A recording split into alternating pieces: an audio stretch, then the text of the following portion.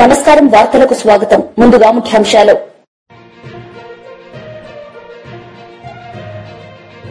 నేరేడ్ కు ప్రాపర్టీ షోలో పాల్గొన్న సీఎం చంద్రబాబు నాయుడు ఈ సందర్భంగా ప్రసంగం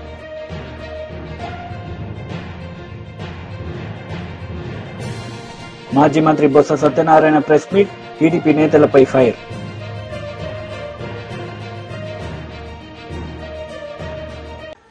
గుంటూరులో నేరేడ్ కో ప్రాపర్టీ షోలో సీఎం చంద్రబాబు నాయుడు పాల్గొన్నారు. ఈ సందర్భంగా ఆయన ప్రసంగించారు. తీసుకునే హక్కు ఈ ప్రభుత్వం మీకు ఇచ్చిందని చెప్పి కూడా నేను మీకు తెలియజేస్తున్నా. ఈరోజు ఇక్కడ చూసినప్పుడు ఈ సంస్థ కూడా 1995లో ఏర్పాటైంది. ఆ సంవత్సరం నేను హైదరాబాద్లో మొట్టమొదటిసారిగా ముఖ్యమంత్రిగా నిర్మాణ రంగాన్ని కూడా ప్రారంభించాం, డెవలప్మెంట్ స్టార్ట్ చేశాం. అక్కడి నుంచి అంచెలంచెలుగా పెరిగింది. ఈరోజు ఇంకొక పక్కన మనం చూస్తే రియల్ ఎస్టేట్ రంగం 7.3% ఈరోజు జీడిపిలో ఉంది. ఇది 2047కి 20% పెరుగుతుందని $5.8 ట్రిలియన్ ఆర్జిస్తుందని చెప్పి కూడా ఒక ఎస్టిమేట్ తయారు చేశారు.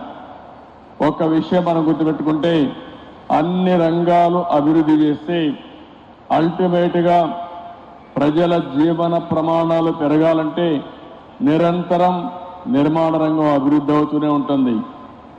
ఒక ఇల్లు కడతాం, డబ్బులు వస్తాయి, మళ్ళా కొట్టేసి ఇంకొక ఇల్లు కట్టే పరిస్థితికి వస్తారు. అంటే ఎవరైనా సరే ఈ సివిలైజ్డ్ వరల్డ్లో ఒక నాగరిక ప్రపంచంలో నిర్మాణం అనేది కంటిన్యూగా జరుగుతుంది. ఏ సొసైటీ అయితే బాగా అభివృద్ధి అవుతుందో అక్కడ ఈ డెవలప్మెంట్ అనేది అనునిత్యం కూడా ముందుకు పోయే పరిస్థితి వస్తుంది. ఈరోజు ఇక్కడ చూస్తే నేరేడ్కో కూడా ఒక పక్క క్రీడా ఉన్నారు, ఒక పక్క క్రీడా ఉంది, ఇంకో పక్క నేరేడ్కో ఉంది. మీరిద్దరు కూడా బ్రహ్మాండంగా పనిచేస్తున్నారు. ఇద్దరూ కలిసి ఎప్పటికప్పుడు నిర్మాణ రంగాన్ని అభివృద్ధి చేయడానికి మీరు ముందుకు రండి. మీరే కాకుండా చిన్న ఆర్గనైజేషన్స్ వాళ్ళు కూడా కోరుతున్నా. ఈ ప్రభుత్వం మీకు అండగా ఉంటాం, ట్రాన్స్పరెంట్ గా ఉంటాం, రియల్ టైంలో మీ సమస్యల పరిష్కారం చేయడానికి మేము ముందుంటామని చెప్పి కూడా మీ అందరికీ హామీ ఇస్తున్నా. ఇదే కాకుండా ఈరోజు నారాయణ గారు చెప్పారు, అమరావతిగానే అభివృద్ధి అయి ఉంటే ఇప్పటికి ఈ ప్రాంతం అంతా కూడా నిలదొక్కునేది. ఒక అమరావతిని పూర్తిగా నిర్వీర్యం చేసి రాష్ట్రంలో నిర్మాణ రంగం అనేది నిలదొక్కోకుండా చేసే పరిస్థితికి వచ్చారు. ఇంకో పక్కన ఎక్కడ చూసినా డెమాలిషన్ చేయడం, భయభ్రాంతులను చేయడం, ఇలాంటి చాలా కార్యక్రమాలు కూడా జరిగాయి. 5 సంవత్సరాలు నేను చూశాను. అన్ని రంగాల కంటే నిర్మాణ రంగం పూర్తిగా దెబ్బతినే పరిస్థితికి వచ్చింది. ఈరోజు మళ్ళీ మీరు చూసినప్పుడు ఈ 7 నెలలే మేము వచ్చిన తర్వాత 7 నెలలు అయింది. బిల్డ్ ఏపీ అనే నినాదంతో ఈరోజు మనం అందరం ముందుకు పోతున్నాం. నిర్మాణ రంగానికే కాకుండా అనుబంధ రంగాల్లో అన్నిటికీ ప్రాధాన్యత ఇచ్చాం. ఈ ప్రాధాన్యత వల్ల ఎక్కడికక్కడ ఒక పద్ధతి ప్రకారం ఇవన్నీ జరిగే పరిస్థితికి వస్తున్నాయి. మీరు ఒక పక్కన చూస్తే నా జీవితంలో ఎప్పుడూ చూడని విధంగా ఈరోజు భూ సమస్యలు వచ్చాయి. నాకు వచ్చే 100 పిటిషన్లు వస్తే అందులో 60-70 ల్యాండ్ రిలేటెడ్ సమస్యలే వచ్చాయి. రికార్డ్స్ తారుమారు చేశారు, భూ కబ్జాలు చేశారు, ఒకరి భూమిని ఇంకొకరు రాహించారు, కడాన సొంత ఒక ల్యాండ్ టైటిలింగ్ యాక్ట్ కూడా తీసుకొచ్చి ఇష్టానుసారంగా చేస్తే అవన్నీ రద్దు చేసి ఈ ల్యాండ్స్ అన్ని మళ్ళీ ప్యూరిఫై చేయాలంటే చాలా సమయం తీసుకొచ్చే పరిస్థితి వచ్చింది. నేను మిమ్మల్ని అందరూ కూడా నిర్మాణ రంగంలో ఉన్నారు కాబట్టి ఇప్పుడే తిరుపతిరావు గారు కానీ మీ వాళ్ళందరూ చెప్పారు, ఒక మాట చెప్పారు, మేము తప్పు చేయం, ఎవరైనా మాలో తప్పు చేసే వాళ్ళు ఉంటే గట్టి చర్య. కేఏపాల్ మీడియా సమావేశం నిర్వహించారు. ఈ సందర్భంగా ఆయన మాట్లాడారు. Angry with the officers when he himself is the responsible. He is forgetting that he is the Chief Minister of Andhra Pradesh today. 6 people, devotees, are dead in the last 24 hours while he was busy in political rally organized by himself, Pavan Kalyan, and Prime Minister. This is not the first time or second time or third time. Let me remind the people of North. In 2019, during Puskaralu, he made a stunt. He went with the equipment and he caused 23 deaths and many injuries. Directly, Chandrababu Naidu was responsible. Did he learn anything? No. Again, he conducted another political rally in Kandukur, where in a small corner illegally they obtained permission, brought thousands of people. Immediately there itself 8 people were dead on December 29th, 2022. Again within 3 days, same similar rally at Guntur. Within 3 days, I don't understand how the police gave permission. I went there. Again 3 people were dead. Then again illegally they conducted a rally where Tarak Ratna, heartbreaking story this is, in July 2023 died in a miserable way, and they try to cover up. If the list goes on, and yesterday and day before yesterday, when 6 people died, why 6 people died at Tirupati temple? It is a clear evidence. It is the pure negligence of Chandrababu Naidu as a chief minister. Number 1, they were busy conducting political rally, bussing thousands of police to Visakhapatnam. And what they were doing? Praising each other, forgotten all the promises they have given to the people of Andhra Pradesh. Unemployment skyrocketing, debt 13 lakh crore, farmers committing suicide, women committing suicide. More important is steel plant being sold. Chandrababu Naidu, Pavan Kalyan, Narendra Modi 2014 gave a promise, special status for Andhra Pradesh. They have forgotten that, which is beneficial to 6 crore people. Instead, they are not ashamed. Chandrababu Naidu, Pavan Kalyan are not ashamed, praising each other, forgetting people's promise.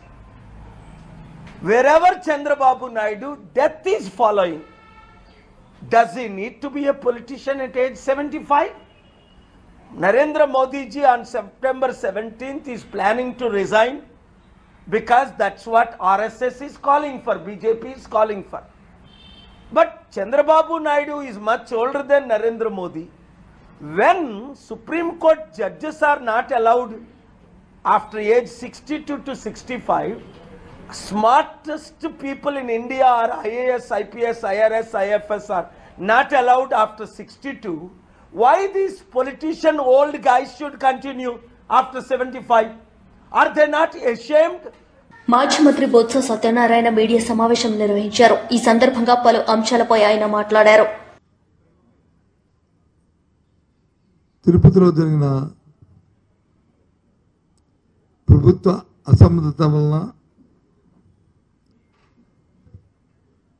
నిర్లక్ష్యం వలన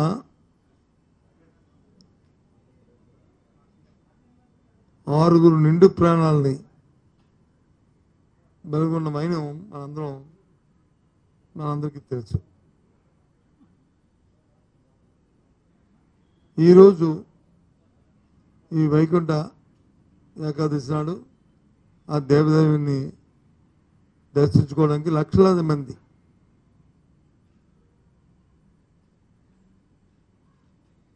ఈ సృష్టి పుట్టిన దగ్గర నుంచి కూడా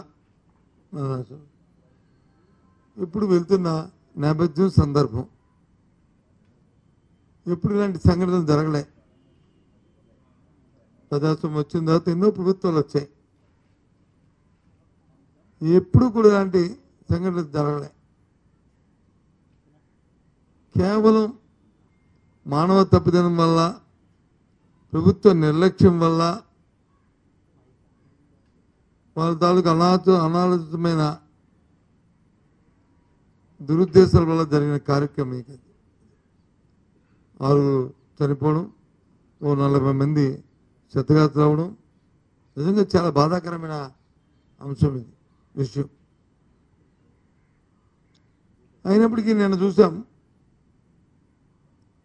ముఖ్యమంత్రి గారు వెళ్ళారు, వారితో పాటు వారి తాలూకు బృందం, మంత్రులు, ఒక 6 మంత్రులు, వారితో పాటు వారి డిప్యూటీ ఉప ముఖ్యమంత్రి, మరి బృందం అంతా కూడా వెళ్ళి వారు ప్రత్యక్షంగా పరోక్షంగా చూశారు. వారి మాటలు కూడా విన్నాం. వారు చెప్తుంది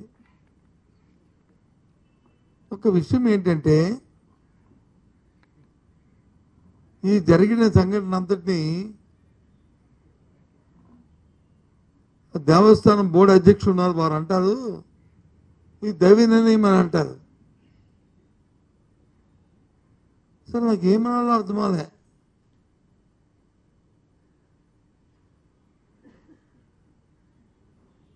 ఇది హైందవ ధర్మంలో ఇది ఏ రకంగా దీన్ని రక్షిస్తామో, దీన్ని ఎలా సమర్థించుకుంటామో అసలు ఆలోచించవలసిన అవసరం ఉంది.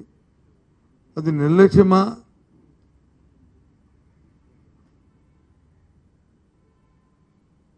ఈ కార్యక్రమం నాకు అర్థం అవ్వలే. అసలు నేను సూటిగా ఈ ప్రభుత్వాన్ని ప్రశ్నిస్తున్నాను.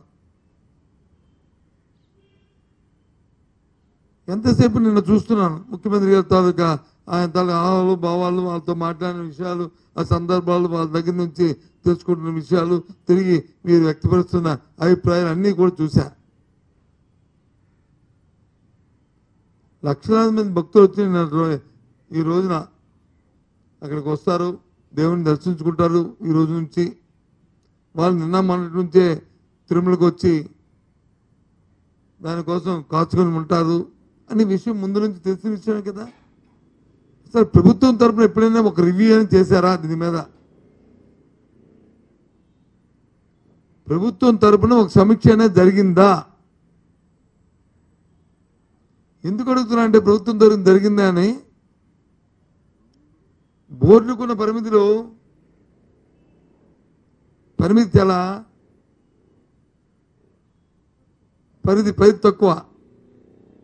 వాళ్ళ పరిధిలో ఒక కలెక్టర్ కానీ, ఒక ఎస్పీ కానీ, ఒక డిఐజీ కానీ, లేదు ఒక మెడికల్ అండ్ హెల్త్ ఆఫీసర్ కానీ. మాజీ మంత్రి అంబటి రాంబాబు మీడియా సమావేశం నిర్వహించారు. ఈ సందర్భంగా పలు అంశాలపై ఆయన మాట్లాడారు. అక్కడ ఉన్నటువంటి టీటీడీ ధర్మకర్తలు, టీటీడీ బోర్డు సభ్యులు ఎంత చక్కగా గొప్పగా దాన్ని చూసుకుంటున్నారు పవిత్రంగా అనేటువంటి మాట అనేక సందర్భాల్లో మనం వింటూ వస్తున్నాం. అలాంటి అత్యంత పవిత్రమైన, ప్రపంచంలో గొప్ప దేవాలయాల్లో ఒకటి అయినటువంటి తిరుమల తిరుపతి దేవస్థానంలో ఏదైనా చిన్న విషయం జరిగినా అది చాలా ఇబ్బందికరంగా మనము భక్తులు ఫీల్ అవుతాం. దురదృష్టం, ఊహకందనటువంటి అంశం, మొన్న తిరుమల తిరుపతి దేవస్థానానికి సంబంధించినటువంటి వైకుంఠ ఏకాదశి సందర్భంగా వైకుంఠ ద్వార దర్శనానికి భక్తులు వెళ్లేందుకు టోకెన్లు జారీ సందర్భంగా తొక్కిసలాట జరగటం, 6 భక్తులు మరణించటం, అనేక మంది అస్వస్థులు కావటం అనేది చాలా పెద్ద విషయం. ఇది ప్రభుత్వాలు, ప్రజలు, భక్తులు, దేశంలో ఉన్న ప్రతి వారు కూడా చాలా సీరియస్గా తీసుకోవాల్సినటువంటి అంశం. ఇలాంటి అంశాలు మళ్ళా తిరిగి శ్రీ శ్రీ శ్రీ శ్రీ ఏడుకొండల స్వామి వారి సన్నిధిలో జరగకోకుండా అన్ని జాగ్రత్తలు మనం తీసుకోవాల్సినటువంటి పరిస్థితులు ఉన్నాయని ఈ సందర్భంగా నేను మనవి చేస్తున్నా. జరిగిన విషయం ఏదో చిన్న విషయంగానో, లేదు మర్చిపోయే విషయంగానో, లేదు చూసి చూడనట్టుగా వదిలేసే విషయంగానో, లేదు చిరు ఉద్యోగులు 2-3 సస్పెండ్ చేసేసి పంపించే విషయంగానో దీన్ని భావించడం అనేది చాలా ప్రమాదకరం, చాలా బాధాకరం. అలా చేస్తే ప్రజాస్వామ్యంలో ప్రజలు క్షమించరు, భగవంతుడు శ్రీ వెంకటేశ్వర స్వామి కూడా క్షమించని ఈ సందర్భంగా నేను మనవి చేస్తున్నా. ఆ విషయాలను నేను ఎందుకు చెప్తున్నానంటే, ఈ సంఘటన జరిగిన వెంటనే రాష్ట్ర ముఖ్యమంత్రి నారా చంద్రబాబు నాయుడు గారు హుటాహుటిన బయలుదేరి వెళ్ళారు. అక్కడ విచారణ చేశారు, తప్పులు తెలుసుకోవడానికి ప్రయత్నం చేశారు. అక్కడ మృతుల కుటుంబాలని, క్షతగాతులైన వారిని కూడా పరామర్శించేటటువంటి ప్రయత్నం చేశారు. ఇవన్నీ కూడా మనం మీడియాలో చూసాం. ఆ తర్వాత మళ్ళీ పవన్ కళ్యాణ్ గారు వెళ్ళారు, ఉప ముఖ్యమంత్రి గారు. ఆయన కూడా పరామర్శించారు, ఆయన కూడా మీడియాతో మాట్లాడారు. తరువాత ప్రధాన ప్రతిపక్ష నాయకులైనటువంటి జగన్మోహన్ రెడ్డి గారు కూడా ఆ తర్వాత వెళ్ళారు. అక్కడ పరామర్శించి పలకరించి వచ్చారు. ఎవరి స్టేట్మెంట్స్ వారు ఇచ్చారు. ఫైనల్గా చంద్రబాబు నాయుడు గారు ఆయన ప్రకటించింది ఏమిటంటే, ఇద్దరిని బాధ్యుల్ని చేస్తూ డిఎస్పి రమణ కుమార్ అని ఒక డిఎస్పిని, గోశాల డైరెక్టర్ హరినాథ్ రెడ్డిని, వీళ్ళిద్దరిని ఈ సంఘటనకి బాధ్యులు అని చెప్పి ఇద్దరిని సస్పెండ్ చేశారు. సరే, కొన్ని పత్రికలు రాశాయి, వారికి సంబంధించిన పత్రికలు అద్భుతంగా స్పందించారు, తక్షణమే యాక్షన్ తీసుకున్నారు. ఇద్దరిని బీజేపీ లీడర్ మీడియా సమావేశం నిర్వహించారు. ఈ సందర్భంగా ఆయన మాట్లాడారు. ఈ ప్రభుత్వం ఇష్యూస్ అన్నిటి కూడా లాస్ట్ ప్రభుత్వం 10 సంవత్సరాలు, ఈ సంవత్సరం లాస్ట్ 1 year నుంచి కూడా టీచర్ల విషయంలో ఎవరు ఒక ఇష్యూని కూడా సార్ట్అవుట్ చేయకుండా అన్ని పెండింగ్ పెట్టారు. అవన్నిటి మీద మనము పోరాటం చేసి వాళ్ళకి సొల్యూషన్ వచ్చే విధంగా సెంట్రల్ గవర్నమెంట్ తరఫున ప్రెషర్ తీసుకొచ్చి ఇక్కడ కిషన్ రెడ్డి గారి నాయకత్వం కానీ, బండి సంజయ్ గారి నాయకత్వంతో వాళ్ళ సపోర్ట్ తీసుకొని స్టేట్ గవర్నమెంట్ కూడా పర్సూ చేసి ఆ ఇష్యూస్ను ఒక్కొక్కటి ఏ విధంగా రిజాల్వ్ చేయాలనేది మెయిన్ ఉద్దేశము. ఇప్పటికే చాలామంది టీచర్లందరితో కూడా మాట్లాడుతున్నాము. చాలామంది అందరూ సపోర్టు చేయడానికి రెడీగా ఉన్నారు. నేను నా వంతుగా ఈ 94 నుంచి విద్యా సంస్థను నడుపుతున్నాము. ఒక 6,000 టీచర్స్ మా దగ్గర పనిచేస్తున్నారు. టీచర్స్కు ఏ విధంగా సమస్యలు ఉంటాయి, ప్రైవేట్ టీచర్లైనా గవర్నమెంట్ టీచర్లైనా సమస్యలు ఆల్మోస్ట్ ఒకటే ఉంటాయి. తర్వాత విద్యార్థులకు ఏ విధంగా వాళ్ళ ఇష్యూస్, పేరెంట్స్ ఇష్యూస్, నాకు లాస్ట్ 40 years నుంచి ఒక అండర్స్టాండింగ్ ఉంది. ఈ అండర్స్టాండింగ్ను ముందుకు పెట్టుకొని ఆ ఇష్యూస్ని అన్నిటినీ ఏ విధంగా మంచి స్టూడెంట్స్ను తయారు చేస్తూ వారికి సంబంధించిన టీచర్లందరికీ వాళ్ళ సమస్యలు ఒక్కొక్కటి పరిష్కరిస్తూ వాళ్ళు అంత పెద్ద సేవ చేస్తారు. టీచర్స్ అనేటోళ్ళు మన ఏ కంట్రీకి పోయినా, ఏ రాష్ట్రానికి పోయినా, ఎక్కడికి పోయినా మనందరికీ మన టీచర్సే ఒక ఎగ్జాంపుల్. టీచర్స్ లేనిది మనకు ఒక విద్య రాదు, విద్య లేనిది మనం ఏం చేయలేము. అంటే ఒక పొలిటీషియన్ లీడర్ కావాలంటే పొలిటీషియనే కాకుండా లీడర్షిప్ క్వాలిటీస్ను పెంచడం, చదువు నేర్పడము, జ్ఞానం నేర్పడము, ప్రతి టీచర్స్ అది ఇంపార్టెంటు. ఎట్లయితే మన టీచర్స్లో మన డాక్టర్ సర్వేపల్లి రాధాకృష్ణన్ కానీ, అబ్దుల్ కలాం గారు కానీ, మీరు ఎవరికి చూసినా కానీ వాళ్ళు ఒక గ్రేట్ ఎగ్జాంపుల్స్. అందులో భాగంగానే మన టీచర్స్ కూడా వాళ్ళకు సరైనంత సమయం ఇచ్చేస్తూ ప్రతి ఒక్కరూ కొంతమంది టీచర్స్ స్టూడెంట్స్ను మంచి పౌరులుగా చేస్తున్నారు. నేను కూడా విలేజ్లో ఒక నార్మల్ ప్రైమరీ స్కూల్, అంటే మా విలేజ్లో ఓన్లీ క్లాస్ 3rd వరకు ఉండే. తర్వాత నెక్స్ట్ విలేజ్కి ఒక 5 kilometers నడుచుకుంటూ పోయి అప్పన్నపేట అనే విలేజ్లో 10th వరకు చదువుకొని అక్కడికి వెళ్ళి కరీంనగర్లో ఇంటర్మీడియట్ కంప్లీట్ చేసుకొని మళ్ళీ ఉస్మానియా యూనివర్సిటీలో ఇంజనీరింగ్ చేశాం. బట్ ఈ స్టూడెంట్స్ లైఫ్లో ఏ విధంగా విలేజ్లలో కష్టపడతారు అవన్నీ వాళ్ళ ప్రాబ్లమ్స్ అన్నీ తెలుసు. తర్వాత అందులో టీచర్స్ కూడా ఏ విధంగా సమస్యలు ఉన్నాయి అంటే ప్రైమరీ టీచర్ కానీ, డిగ్రీ కాలేజ్ కానీ, జూనియర్ కాలేజ్ కానీ, యూనివర్సిటీ టీచర్స్కు ఉన్న సమస్యలన్నీ ఒకవేళ నన్ను ఎలెక్ట్ చేస్తే అవన్నీ సమస్యలు పాసిబుల్ వేలో సొల్యూషన్ తీసుకురావడం అనేది నా లక్ష్యము. ఈ లక్షణంలో నా వంతుగా మ్యాక్సిమం కృషి చేస్తాము. అయితే గవర్నమెంట్ పార్టీ, కేంద్ర పార్టీ, మన స్టేట్ పార్టీ. వార్తలు ముగించే ముందు ముఖ్యాంశాలు మరోసారి. నేరేడ్ కు ప్రాపర్టీ షోలో పాల్గొన్న సీఎం చంద్రబాబు నాయుడు. ఈ సందర్భంగా ప్రసంగం.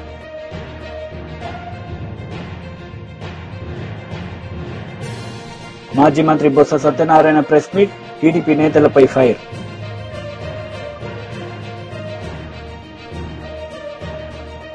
ఈ వార్తలు ఇంతటితో సమాప్తం. తిరిగి ప్రసారమయ్యే వార్తల్లో మళ్లీ కలుద్దాం. అంతవరకు సెలవు. నమస్తే.